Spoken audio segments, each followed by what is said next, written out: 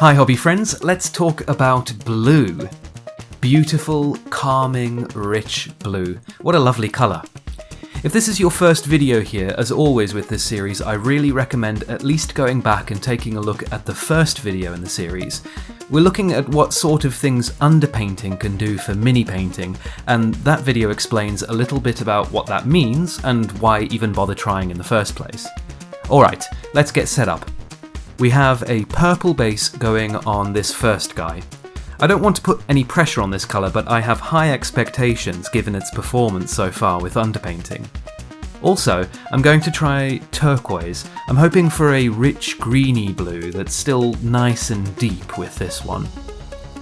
Time to get a little weird now.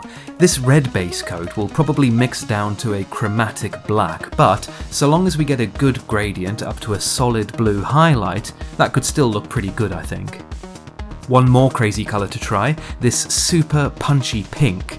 I honestly have no idea where this one will go, but like purple, pink has been giving some really great results, so let's see.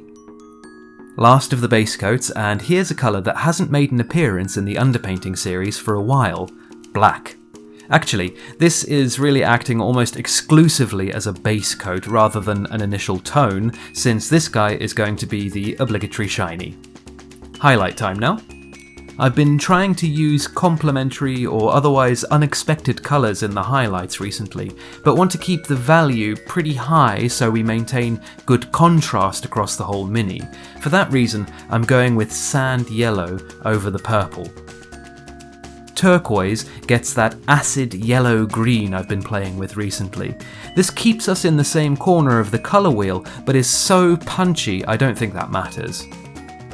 Like I said before, I suspect blue over red is going to get pretty dark, so why not try a plain old white over the red? This should give us maximum contrast.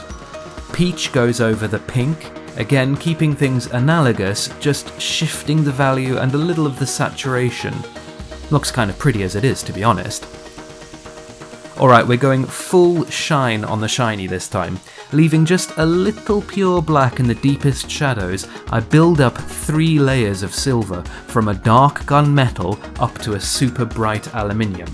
I've said before, I'm not a massive fan of the shiny types, but I've got a plan for this one today.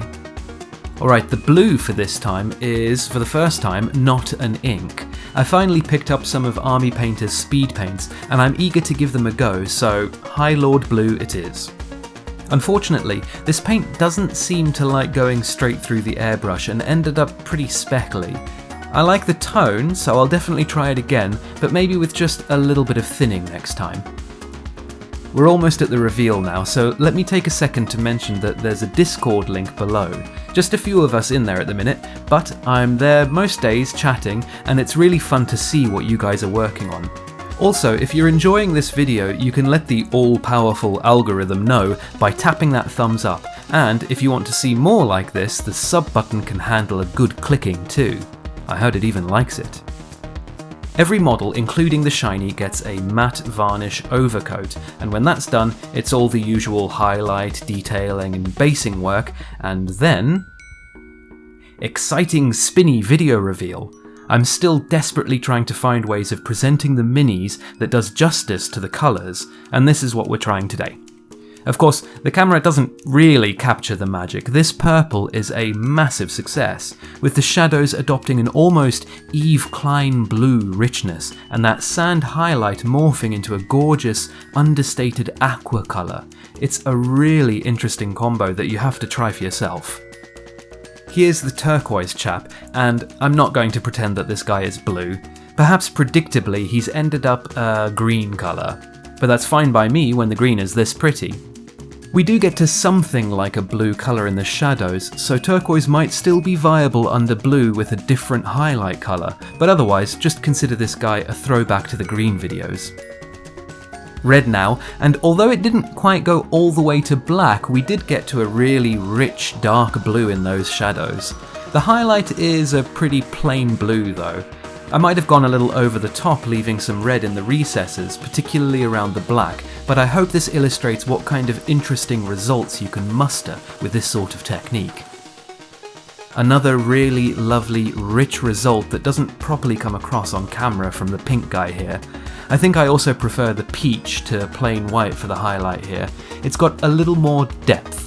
I can definitely see myself doing a 3-stage purple, pink, peach underpainting for future blues.